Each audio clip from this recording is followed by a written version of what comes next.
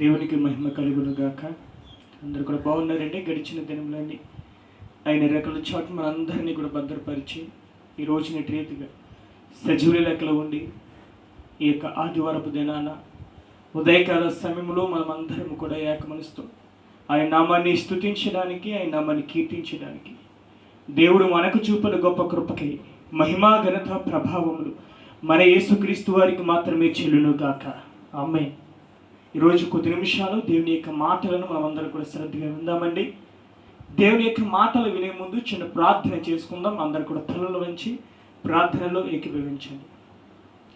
మమ్మల్ని మిక్కిలిగా ప్రేమించుచున్నది ప్రియ పరలోకపు తండ్రి, మీ శ్రేష్టమైన ఘనమైన అతి శ్రేష్టమైన ఉన్నతమైన పవిత్రమైన నామానికి స్తుతులు స్తోత్రములు ప్రభువా. అయ్యా, గడిచిన దినములన్నీ మీ రెక్కల చాటుని మీరు భద్రపరిచారు. ఈ రోజున ఈ యొక్క ఆదివారపు దినాన ఉదయకాల సమయంలో అయ్యా మీ నామాన్ని స్తుతించడానికి, మీ నామాన్ని గణపరచడానికి మీరు మాకు చూపిన గొప్ప కృపకే మీకు మాత్రమే కృతజ్ఞతాస్తుతులు చెల్లిస్తున్నాం ప్రభువా. ఎక్కడైతే ఇద్దరు ముగ్గురు కూడి నా నామం పేరిట ఏకీభవిస్తారో అక్కడ నేను ఉంటానని ఈ యొక్క వాక్యం మాకు సెలవిస్తుంది. అయ్యా, ఈ సమయంలో మీరు మా మధ్యనే ఉన్నారు, మా మొరను మీరు ఆలకిస్తున్నారు. అందరి బట్టి మీకు మాత్రమే స్తుతులు స్తోత్రములు. అయ్యా, ఈరోజు జరిగే ఈ యొక్క ఆరాధన ఆది నుండి ఎంతవరకు నీ యొక్క కృప చొప్పుని మీరు జరిగించి ఈరోజు నీ బిడ్డలైన వారికి వారి యొక్క ఆత్మీయ జీవిత ఎదుగుదలకు కావలసిన వాక్యపు మాటలను ఈరోజు మీరు అందిస్తారని నమ్మచ్చు. నజరేయుడైన యేసుక్రీస్తు నామములో అడిగి ప్రార్థిస్తూ వాక్య పరిచర్య చేయుచున్నాము తండ్రి. ఆమేన్. ఈరోజు కొద్ది నిమిషాలు దేవుని యొక్క ఆత్మీయ సత్యాలను మనము నేర్చుకుందాం. ఈ లోకంలో ఎంతో మంది ప్రజలు ఉన్నారు. అయితే ఈ యొక్క ప్రజలందరూ కూడా వారి యొక్క ఆరోగ్య స్థితిగతులను బట్టి, వారి యొక్క ఆరోగ్య పరిస్థితులను బట్టి, వారి యొక్క మానసిక ఆవేదనను బట్టి అనేక హాస్పిటల్స్కి, అనేక డాక్టర్స్ దగ్గరికి, అనేక వైద్యశాలలకు, అనేక చోట్లకు వీళ్ళకున్న పరిస్థితులను బట్టి వాళ్ళు వెళుతూ ఉంటారు. ఇదంతా కూడా బాగానే ఉంది, వెళుతూ ఉన్నారు. వారి యొక్క నమ్మకాన్ని బట్టి, వాళ్ళు ఎంచుకున్న మార్గాన్ని బట్టి, వారి నమ్మే స్థలానికి వాళ్ళు వెళ్ళి చూపించుకుంటున్నారు. అయితే వారు ఏ స్థలానికైతే వెళ్ళి వాళ్ళు మెరుగుపరుచుకుని, వారు ఏ స్థలానికైతే వెళ్ళి వారి యొక్క ఆరోగ్య పరిస్థితులను బాగు చేసుకున్నారో ఆ స్థలాన్ని బట్టి కాదు, కానీ మొట్టమొదట దేవుని యొక్క చిత్తము వారి పట్ల ఉండాలి. దేవుని యొక్క ప్రణాళిక, దేవుని యొక్క చిత్తము, దేవుని యొక్క ఉద్దేశము వారి పట్ల లేకపోతే వారు ఏ స్థలానికి వెళ్ళినా, ఎంత డబ్బు ఖర్చు పెట్టినా, ఎంతమంది డాక్టర్స్ దగ్గరికి వెళ్ళినా, ఎన్ని హాస్పిటల్స్ తిరిగినా వాళ్ళకి ఎటువంటి స్వస్థత ఉండదు. ప్రియ దేవుని బిడ్డలారా,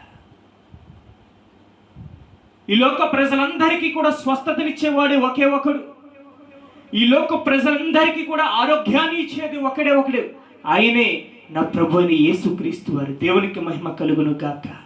అందుకని ఆయన వాక్యం మనకి సెలవిస్తుంది, నిన్ను స్వస్థపరిచే యెహోవాను నేనే, ఆయన తప్ప ఎవరు కూడా లేరు. ప్రియ దేవుని బిడ్డలారా, నీకున్న వ్యాధి బాధలను బట్టి నువ్వు ఎన్నెన్నో మందులు వాడుతున్నావు, ఎక్కడెక్కడికో వెళుతున్నావు, ఎవరెవరో చెప్పింది వింటున్నావు. కానీ నీ పట్ల దేవుని యొక్క చిత్తము ఉంది కాబట్టే నీకు ఆరోగ్యం కలుగుతుంది. నీ పట్ల దేవుని యొక్క ప్రణాళిక ఉంది కాబట్టే నీకు ఆరోగ్యము కలుగుతుంది. అది నువ్వు విశ్వసించాలి ప్రియ దేవుని బిడ్డలారా.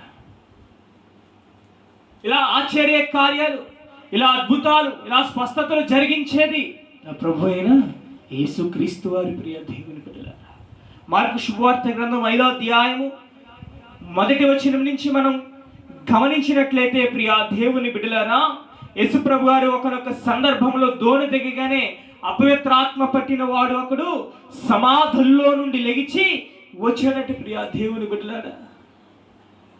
వారికి అనేక దెయ్యాలు పట్టేసి వాడు ఆ కొండల మీద రాళ్లతో విసురుకుంటూ కొట్టుకుంటూ పెద్ద పెద్ద కేకలు వేస్తూ ఉన్నాడట. ఆ గ్రామ ప్రజలందరూ కూడా అతన్ని చూసి జడిసిపోయేవారు. ఇలా ఉంటున్న సందర్భంలో ప్రియా దేవుని బిడ్డలారా, ఒకనొక సందర్భంలో యేసుప్రభు గారు అతన్ని దర్శించినప్పుడు ఆ ప్రాంతంలో పందుల గుంపు ఉంటే ఆ పందుల గుంపులోనికి ఇతరులో ఉన్న అపవిత్రాత్మలను ఆ పందుల గుంపులోకి పంపివేశాడు. ప్రియా దేవుని బిడ్డలారా, ఆయన మాటలో స్పష్టత ఉంది.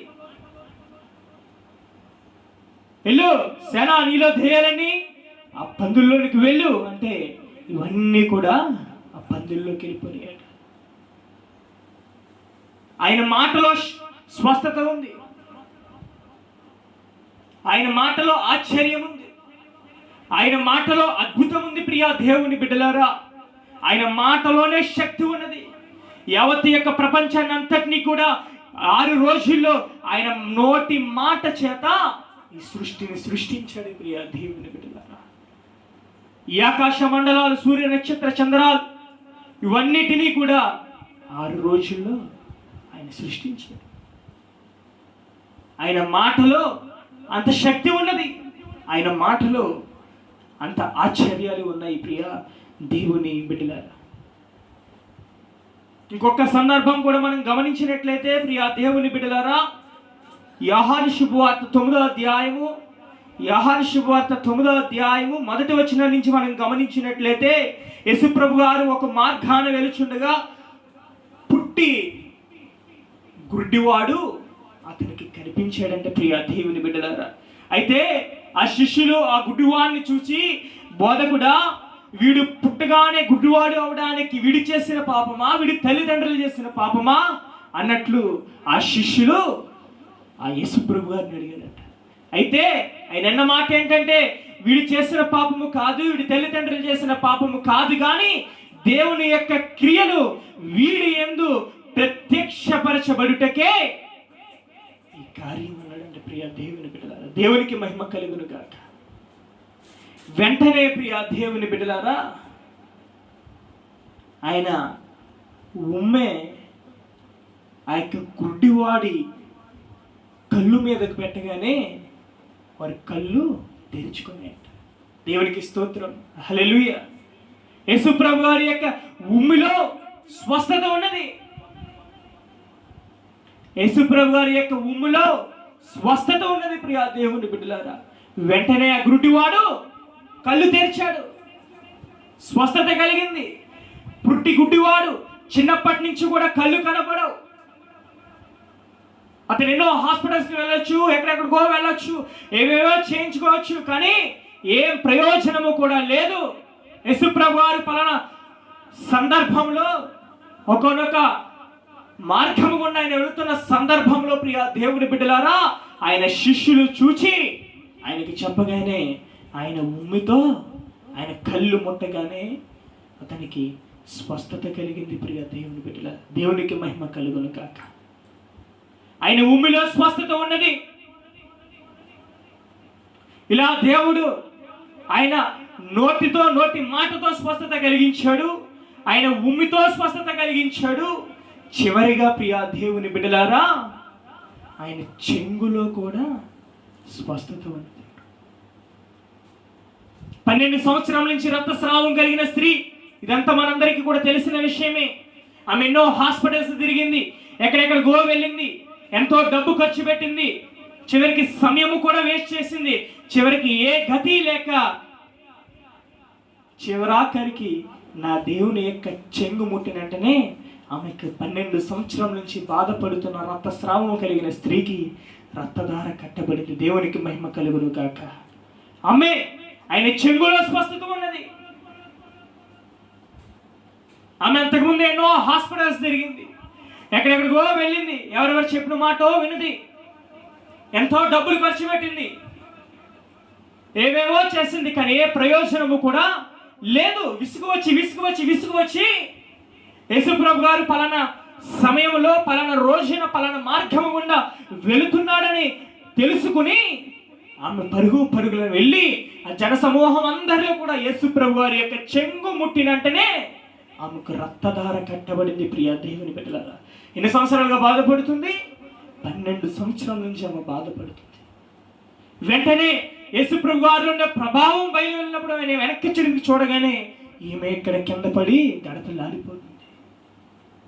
అప్పుడు అన్నాడు, ఏంటమ్మా, అమ్మా నీ విశ్వాసమే నిన్ను స్వస్థపరిచింది.